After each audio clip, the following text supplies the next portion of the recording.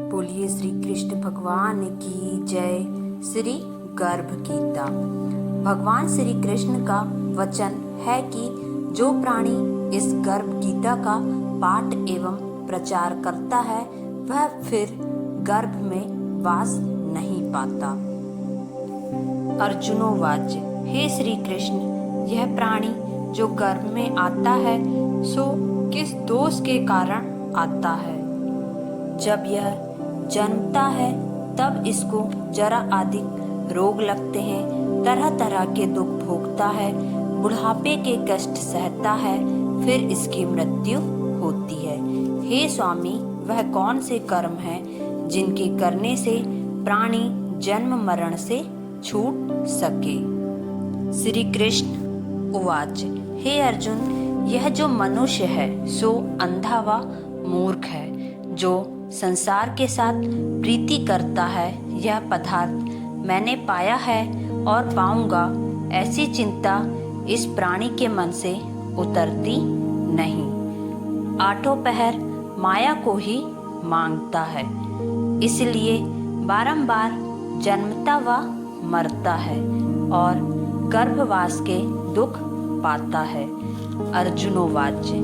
हे श्री कृष्ण, यह मन मदमस्त हाथी के तरह है और तृष्णा इसकी शक्ति है। यह मन काम, क्रोध, लोभ, मोह और अहंकार के वश में है तथा इन पांचों में अहंकार सबसे बली है। सो कौन से यत्न हैं जिससे मन वश में होए? श्री कृष्ण उवाच। हे अर्जुन, यह मन निश्चय ही हाथी की तरह है, तृष्णा इसकी शक्ति है, मन इन पांचों के वश में है, अहंकार इसमें श्रेष्ठ है। हे अर्जुन, जैसे हाथी अंकुश से वश में होता है वैसे ही मन रूपी हाथी को वश में करने को ज्ञान रूपी अंकुश है। अहंकार करने से यह जीवन नरक में पड़ता है। अर्जुनोवाच। हे श्री कृष्ण, कुछ तुम्हारे नाम के लिए वैरागी हुए वनखंडों में फिरते हैं और कुछ धर्म करते हैं। इस विषय में कैसे मालूम पड़े कि जो वैष्णव हैं वे कौन हैं? श्री कृष्ण उवाच। हे अर्जुन, जो मेरे नाम के लिए वनों में फिरते हैं वे सन्यासी कहलाते हैं, और जो सिर पर जटा बांधते हैं तथा भस्म लगाते हैं उनमें भक्ति नहीं है, क्योंकि वे अहंकार से ग्रसित हैं। इनको मेरा दर्शन दुर्लभ है। अर्जुनोवाच। हे श्री कृष्ण, वह कौन सा पाप है जिससे स्त्री मर जाती है? वह कौन सा पाप है जिससे पुत्र मर जाते हैं और व्यक्ति नपुंसक किस पाप से होता है? श्री कृष्ण उवाच। हे अर्जुन, जो किसी से कर्ज लेता है और देता नहीं, इस पाप से उसकी स्त्री मर जाती है, और जो किसी की अमानत को नहीं लौटाते उनके पुत्र मरते हैं। जो किसी का कार्य करने का वचन देकर भी उसका कार्य समय पर नहीं करते तो इस पाप से नपुंसक होता है। ये सब बड़े पाप हैं। अर्जुनोवाच। हे श्री कृष्ण, किस पाप से मनुष्य रोगी रहता है? किस पाप से गधे का जन्म पाता है? स्त्री का जन्म तथा टट्टू का जन्म किस पाप से होता है? श्री कृष्ण उवाच। हे अर्जुन, जो मनुष्य कन्यादान करते हैं और इस दान का मूल्य लेते हैं वे मनुष्य सदा रोगी रहते हैं। जो विषय वकार के वास्ते मदिरा पान करते हैं वे टट्टू का जन्म पाते हैं। जो झूठी गवाही देते हैं वे स्त्री का जन्म पाते हैं। जो रसोई बनाकर पहले आप खा लेते हैं और पीछे परमेश्वर के अर्थ दान करते हैं वे बिल्ली का जन्म पाते हैं। जो मनुष्य अपनी झूठी वस्तु दान करते हैं वे स्त्री का जन्म पाते हैं, जो दासी बनते हैं। अर्जुनोवाच। हे श्री कृष्ण, कई मनुष्यों को आपने धन्य ध्यान दिया है, सो उन्होंने कौन सा पुण्य किया है, और कई मनुष्यों को आपने हाथी घोड़े रथ दिए हैं, उन्होंने कौन सा पुण्य किया है। श्री कृष्ण उवाच, हे अर्जुन, जिन्होंने स्वर्णदान किया है उनको हाथी घोड़े वाहन मिलते हैं। जो परमेश्वर के निर्मित कन्यादान करते हैं सो समृद्ध पुरुष का जन्म पाते हैं। अर्जुन उवाच, हे भगवान, जिन पुरुषों की सुंदर देह है उन्होंने कौन सा पुण्य किया है। किसी के घर संतति है, कोई विद्वान है, उन्होंने कौन सा पुण्य किया है। श्री कृष्ण उवाच, हे अर्जुन, जिन्होंने अन्नदान किया है उनका स्वरूप सुंदर है। जिन्होंने विद्यादान किया है वो विद्यादान विद्वान होते हैं। जिन्होंने संतों की सेवा करी है वे पुत्रवान होते हैं। अर्जुन उवाच, हे श्री कृष्ण, किसी को धन से प्रीति है, कोई स्त्री से प्रीति करते हैं, इसका क्या कारण है। श्री कृष्ण उवाच, हे अर्जुन, यह अज्ञान है, क्योंकि धन स्त्री आदि सब नाश रूप है, किंतु मेरी भक्ति का नाश नहीं है। अर्जुन उवाच, हे श्री कृष्ण, राजपाट किस कर्म से मिलता है, विद्या कौन से कर्म से मिलती है। श्री कृष्ण उवाच, हे अर्जुन, जो जीव श्री काशी जी में निष्काम भक्ति से तप करते हैं तथा वहाँ देह त्यागते हैं सो राजा होते हैं। जो गुरु सेवा करता है सो विद्वान होते हैं। अर्जुन उवाच, हे भगवान, किसी को धन अचानक बिना परिश्रम किए मिलता है, कोई सारी उम्र रोग रहित होते हैं, सो उन्होंने कौन से पुण्य किए हैं। श्री कृष्ण उवाच, हे अर्जुन, जिन्होंने गुप्तदान किया है उनको धन अनायास ही मिलता है। जिन्होंने परमेश्वर का कार्य और पराया कार्य सवारा है वे रोग रहित होते हैं। अर्जुन उवाच, हे श्री कृष्ण, किस पाप से अम्ली होते हैं और किस पाप से मनुष्य पुष्टि होता है।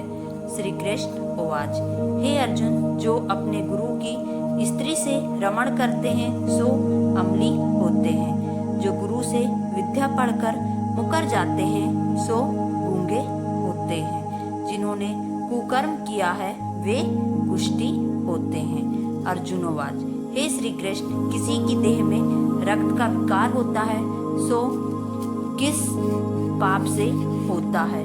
कोई दरिद्री होते हैं, किसी की खंड आयु होती है, कोई अंधे होते हैं, पंगुल होते हैं सो किस पाप से होते हैं।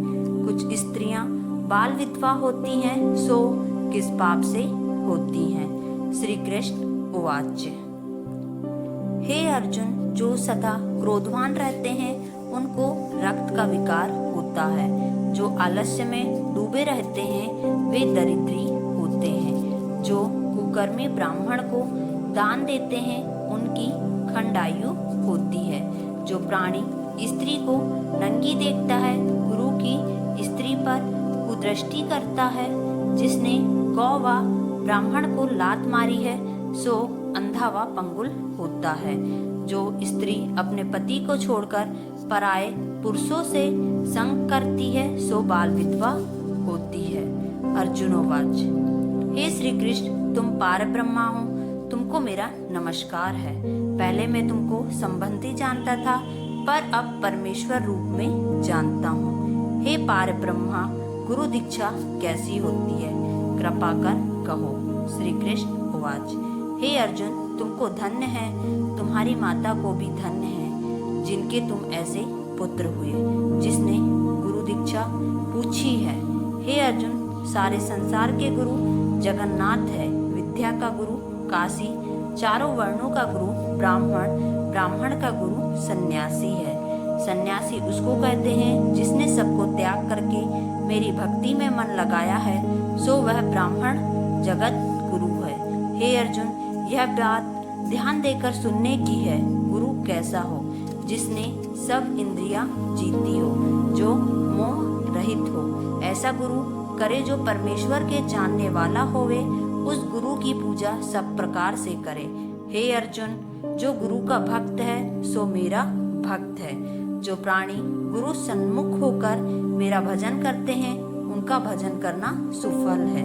जो प्राणी गुरु के विमुख हैं उनको सप्तग्राम मारे का पाप है। गुरु के विमुख प्राणी का दर्शन करना योग्य नहीं है। जो गृहस्थ गुरु से विमुख हो वह चंडाल के समान है। जिस जगह मदिरा का भांड हो उस जगह को गंगा जल भी अपवित्र होता है। इसी तरह गुरु से विमुख का भजन भी अपवित्र होता है। उसके हाथ का देवता भी नहीं लेते। उनके सभी कर्म निष्फल हैं। कुकुर, सूकुर, गंधर्व, काक इन सब योनियों से सर्प की योनि बड़ी खोटी योनि है। इन सब से भी यह मनुष्य खोटा है जो गुरु नहीं करता।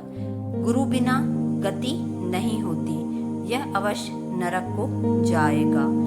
गुरु दीक्षा बिना प्राणी के सब कर्म निष्फल होते हैं। हे अर्जुन, जिसे चारों वर्णों को मेरी भक्ति करना योग्य है तैसे गुरु की भक्ति और सेवा करना योग्य है। जैसे सब नदियों में गंगा श्रेष्ठ है, जैसे सब व्रतों में एकादशी का व्रत श्रेष्ठ है, वैसे ही हे अर्जुन सब सेवाओं में गुरु सेवा उत्तम है। गुरु दीक्षा बिना प्राणी पशु योनि पाता है। वह धर्म करता हुआ भी पशु योनि में फल भोगता है। अर्जुनोवाच, हे श्री कृष्ण, गुरु दीक्षा क्या है?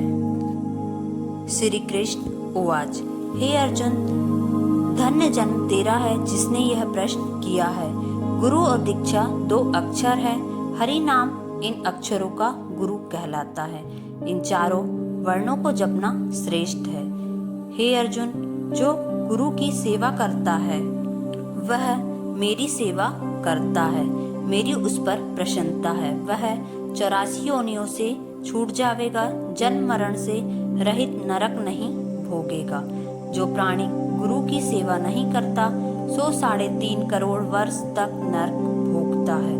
जो गुरु की सेवा करता है उसकी कई अवशेष अश्वमेध के पुण्य का फल होता है। हे अर्जुन, हमारे तुम्हारे संवाद को जो प्राणी पढ़ेंगे या सुनेंगे और सुनवाएंगे सो गर्भवास के दुख से बचेंगे। उनकी 84 योनियां कट जाएंगी। इस कारण इस पाठ का नाम गर्भ गीता है।